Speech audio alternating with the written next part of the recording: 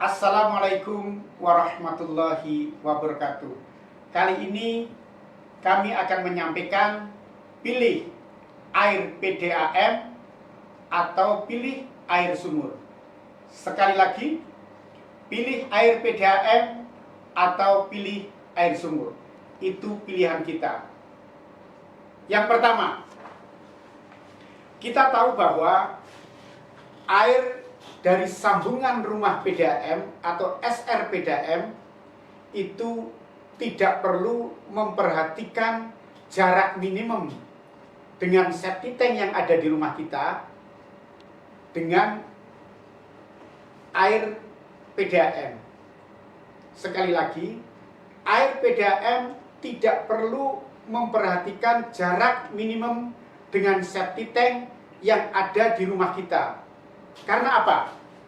Karena air PDAM itu dialirkan melalui dengan sistem perpipaan. Beda dengan air sumur. Anggap saja ini sumur kita, ini septic tank kita yang ada di rumah. Air sumur memerlukan proses penggalian, ya, karena bukan sewer.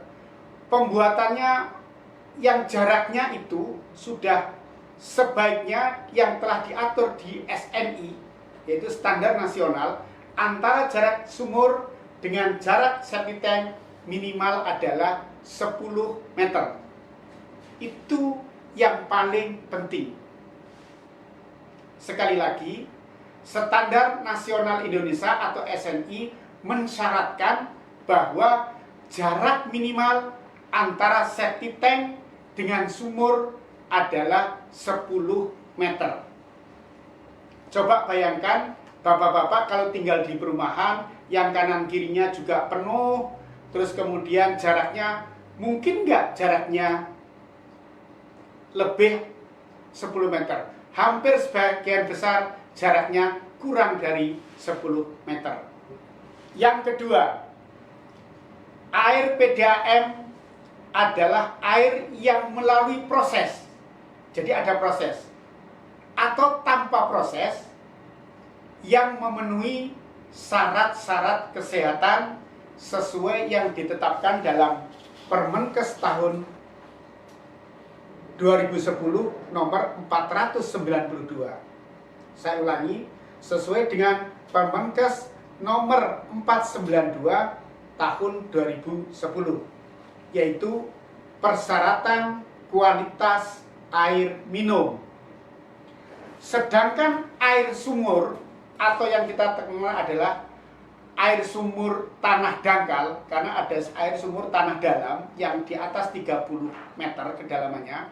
Tapi kebanyakan kalau air sumur yang ada di rumah kita adalah air tanah dangkal, itu tidak harus memenuhi persyaratan kesehatan, karena memang tidak disyaratkan.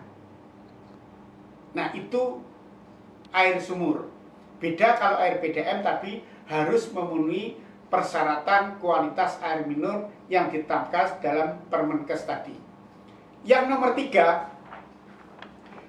tiga adalah bahwa air PDAM itu rutin diuji secara klinis dengan 27 parameter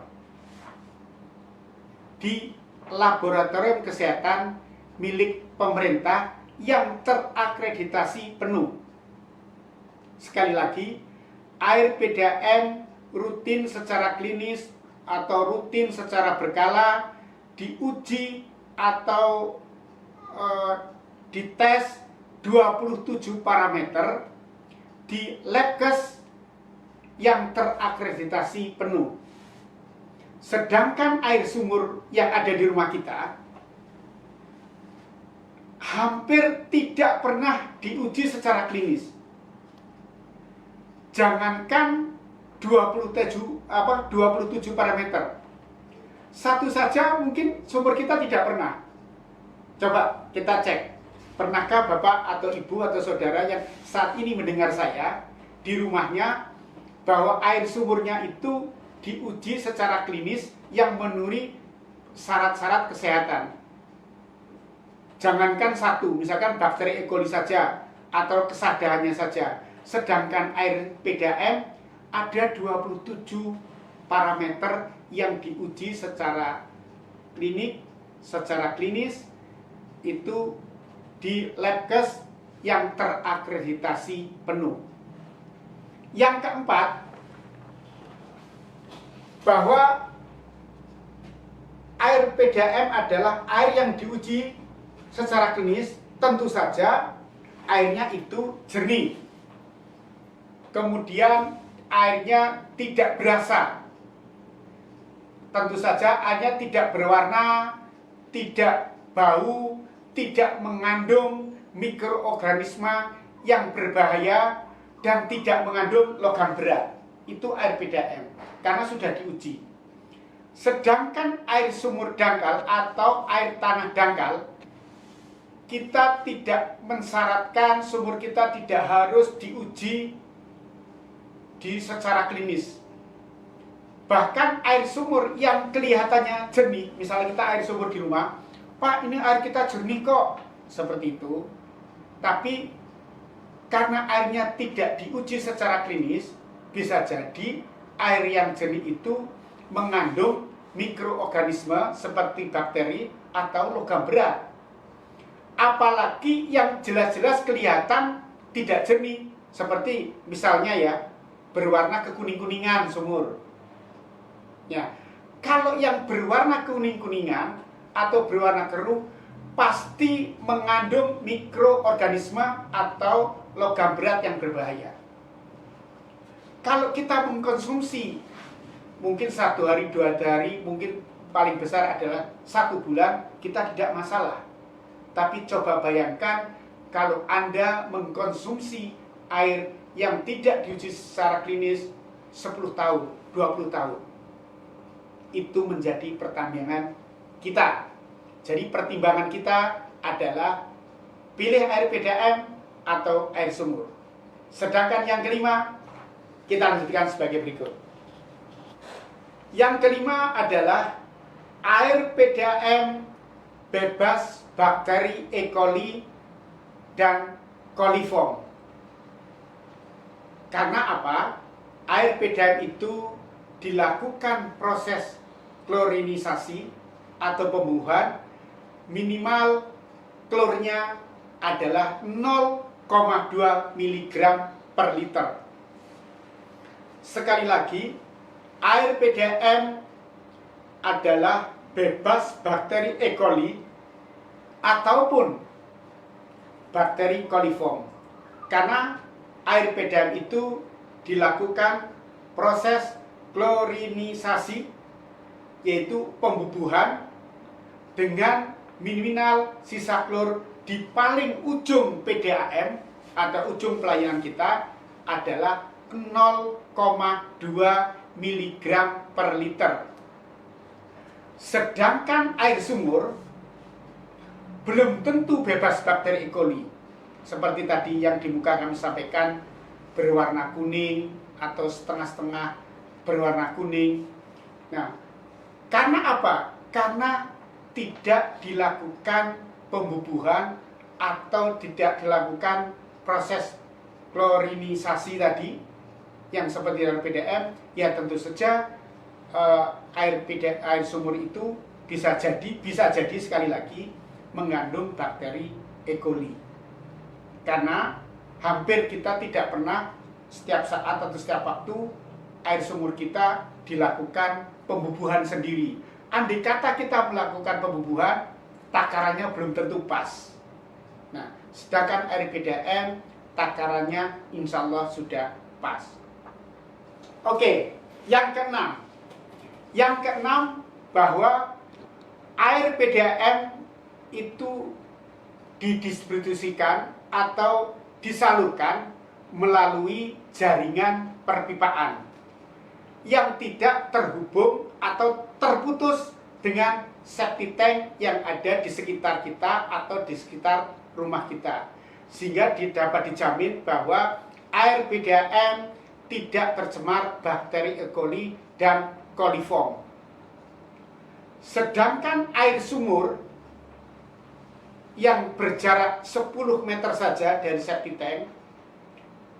Saya pernah mengikuti semacam seminar waktu itu pas Hari Air Sedunia, bahwa septic tank dengan sumur yang jaraknya 10 meter dan sumur itu atau septic tank itu sudah dibeton selama 10 tahun, bakteri E. coli bisa tembus. Sekali lagi, meskipun jaraknya sudah 10 meter dan itu sudah dibeton, apabila kira-kira 10 tahun, apalagi 12 tahun, apalagi lebih, dimungkinkan bakteri E. coli itu dapat menembus dinding beton itu. Karena dinding beton ukurannya hanya berapa meter, sentimeter, sedangkan bakteri E. coli itu ukurannya mikron, kecil sekali, sehingga memungkinkan tembus dinding beton yang dibuat di rumah kita. Apalagi kalau pembuatan base betonnya itu hanya disambungkan seperti misalnya ini base beton, disambungkan kayak gini, itu ada sela-selanya, ya otomatis bakteri E. coli bebas. Itu yang keenam. Sedangkan yang ketujuh adalah air PDAM itu didistribusikan melalui jaringan perpipaan yang terpusat. Sekali lagi, yang terpusat, sehingga mengoperasikannya kepada warga tidak perlu menggunakan energi listrik. Karena air PDAM sudah terpusat. Misalkan ini PDAM, ini rumah warga, sudah tidak perlu memerlukan bantuan listrik. Sedangkan air sumur yang ada di rumah kita, ialah kalau dulu ada di kerek seperti ini, tapi sekarang mayoritas kalau orang yang menggunakan air sumur pasti menggunakan pompa air, sehingga memerlukan tambahan energi listrik. Itu bedanya. Sedangkan yang kedelapan, bahwa air PDAM diambil dari air permukaan tanah. Termasuk misalkan air sungai itu air permukaan. Dan hulu mata air. Karena mata air berada pasti di atas, tidak ada mata air di bawah. Dari hulu mata air. Sehingga tidak mengganggu ketersediaan air tanah. Sekali lagi, air PDAM itu diambil dari air permukaan dan dari hulu mata air, sehingga tidak mengganggu ketersediaan air tanah. Beda dengan air sumur. Air sumur itu diambil langsung dari air tanah. Jika pemakaiannya tidak diatur dengan baik, bisa jadi ketersediaan air yang ada di tanah di lingkungan kita bisa terganggu. Apalagi mereka yang membuat sumurnya di bor, itu bisa ganggu. Oke, itu yang ke-8. Kita lanjut yang ke-9. Yang ke-9,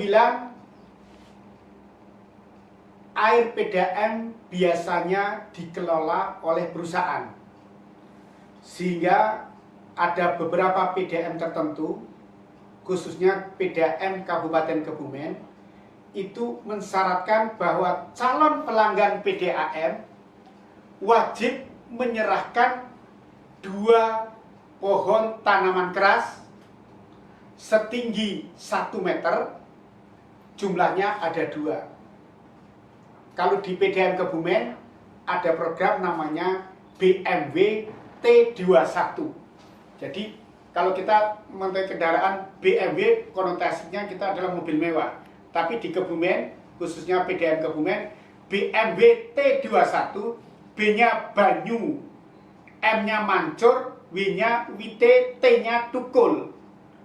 21, 2 tanaman setinggi 1 meter.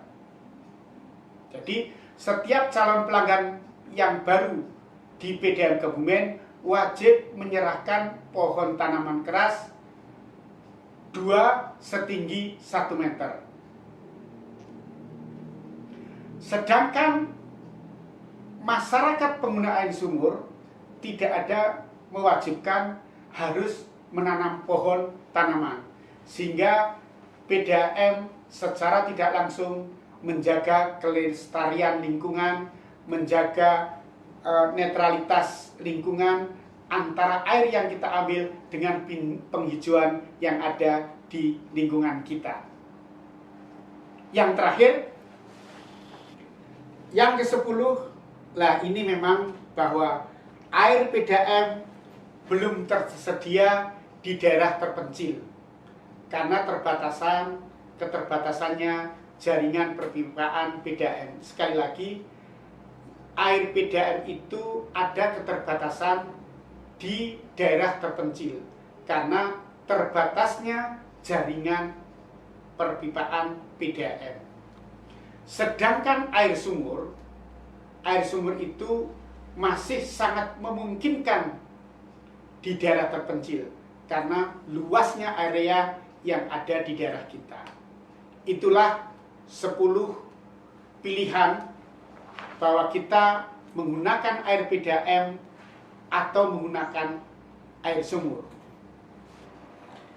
Bagi masyarakat yang sudah ada jaringan PDAM, kami sangat mensarankan dan kami sangat menghimbau, jadilah pelanggan PDAM.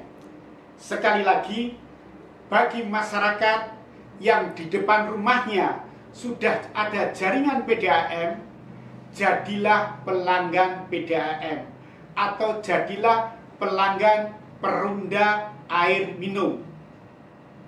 Apalagi mereka yang berada di kota atau masyarakat perkotaan, biasanya sudah tersedia jaringan PDAM. Karena air PDAM tidak terpengaruh oleh jarak septic tank yang satu dengan septic tank yang lain, sumur yang satu dengan sumur yang lain, limbah yang satu dengan limbah yang lain, karena air PDAM itu melalui jaringan perpipaan, sehingga tidak tercemar oleh bakteri E. coli atau tercemar bakteri coliform yang sangat mengganggu tumbuh kembang khususnya anak-anak dan kesehatan pada diri kita. Gunakanlah air PDAM. Karena apa? Air PDAM itu sudah, yang pertama, sudah teruji secara klinis, kemudian airnya tidak bau, tidak berasa, tidak mengandung mikroorganisme yang berbahaya seperti bakteri E. coli dan coliform, tidak mengandung logam berat, airnya tidak berbau atau tidak bau, tidak berasa, sehingga air PDAM airnya sehat dan menyegarkan. Terima kasih, semoga bermanfaat. Wassalamualaikum warahmatullahi wabarakatuh.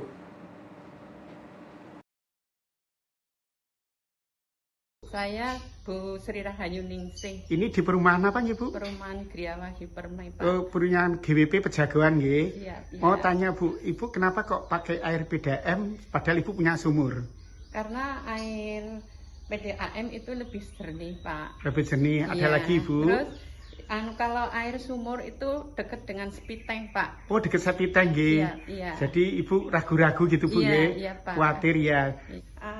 Kalau pakai air sumur buat nyuci itu warnanya kuning, Pak. Oh gitu, coba bisa Iya. Bu, air PDAM-nya kayak apa? Iya, iya. Ya dibuka Bu, nggih, saya ingin tahu. Nggih. Ini, Pak. Oh, Lebih nggih. jernih, Pak. Jernih nggih, Bu. Nggih, terima kasih, Bu. Iya, Pak. Ibu masih pakai sumur? Tidak, karena lebih bagus air pump sih, jadi saya semuanya nggak dipakai. Oh, tapi masih punya air sumur ya? Punya. Selain itu, kira-kira Ibu sering pakai air PDAM kenapa, Ibu? Ya karena lebih lancar airnya 24 jam. 24 jam ya, Bu, ya? Terus buat nyuci juga lebih bersih, Lebih di bersih, baju, sama ya. menghemat listrik. Oh, menghemat listrik, nggih. Iya. Terima kasih, saya dengan Bu siapa? Bu Endah. Bu Endah, nggih, dari Iya. Kebumen ya, Bu, ya? Iya. Nggih. Kenapa Ibu sering pakai air PDAM daripada Karena- air sumur? Karena IPDM lancar. Lancar nggih, Bu? Iya. Apalagi, Bu? Ya lancar, tidak ada kendala apa-apa. Jadi maksimal lah, normal. Airnya maksimal, nggih. Nggih. Kalau nyuci-nyuci Ibu sering pakai air PDAM atau air sumur? Ya pakai PDAM lah. Kenapa Ibu? Karena bening bersih. Bening bersih. Iya. Terus minum pun juga masih pakai air PDAM. Oh, sampai diminum nggih Bu nggih. Iya, kan. Nggih. Saya dengan Bu siapa? Ibu Rodia. Terima kasih Bu Rodia. Niki sumbernya toyane kados niki putrok mboten bersih. Nggih. Mambet. Lah mulane kula seniki ngangge pam. Oh, nggih. Sing kena nggih bersih. Nggih. Toyane bening. Nggih. Nggih sehat. Nggih. Mboten mambet. Nggih. Mulane kula seniki nganggene pam. Nggih niki kados niki ketinggal toyane bersih. Pokoke jos lah. Alasannya pakai air PDAM gimana Pak? Ya, yang jelas air sumur kami kurang bersih dan tidak layak atau tidak sehat. Makanya kami beralih ke PDAM. Satu, masalah kesehatan jelas sudah teruji di lab. Kedua kalinya airnya lancar, bersih, dan harganya terjangkau. Menurut Mbak gimana air PDAM, Mbak? Airnya bersih, jernih, dan sudah teruji kesehatannya. Oh gitu ya. Iya. Kalau air PDAM menurut saya itu bersih mas, airnya jernih. Saya kan jualan ya, saya buat masak juga pakai air pam, soalnya airnya itu bebas dari bakteri E. coli. Oh gitu ya, nggih. Semenjak saya pakai PDAM, airnya jernih, bening. Sebelumnya kan saya keluarnya kalau pakai sumur sendiri airnya bau, nggak bisa dimasak. Sekarang semenjak pakai ini, alhamdulillah bisa dipakai buat cuci baju, buat diminum. Gitu. Saya memilih air PDAM karena airnya jernih dan sudah di lab dari kesehatan. Kenapa Ibu memilih air PDAM daripada air sumur, Ibu? Perkenalkan, saya Heti dari Desa Demengsari, Kecamatan Kaya, Pak. Saya memilih air PDAM karena air PDAM itu jernih, bersih, dan bebas dari bakteri E. coli namanya, Pak. Kemudian kalau air sumur di daerah sini itu rata-rata kuning, terus bau, Pak. Gitu. Kenapa Pak Bapak sering menggunakan air PDAM? Air PDAM itu lebih mudah dan sekali waktu langsung ngalir. Ya. Sementara air sumur ini masih menggunakan listrik dan juga debit air kadang tidak mencukupi. Kalau sumur kan sudah nggak saya pakai karena sudah berbau. Kalau PDAM tuh berkualitas, sudah lab sama airnya bagus dan jernih. Nah, ya Pak, alhamdulillah saya jernih, tenan-tenan apa-apane lah pokoknya kepenak. Kayane sing sumur nggih niku kados niku. Oh niki nggih, Bu. Lumut butek nggih. Airnya jernih, bersih, dan menyegarkan. Terutama pelayannya bagus di wilayah Hadimulyo. Hidup ini pilihan. Aku memilih sukses. Hidup ini hanya sekali. Yang sekali aku memilih bahagia. Bahagia kuncinya sehat.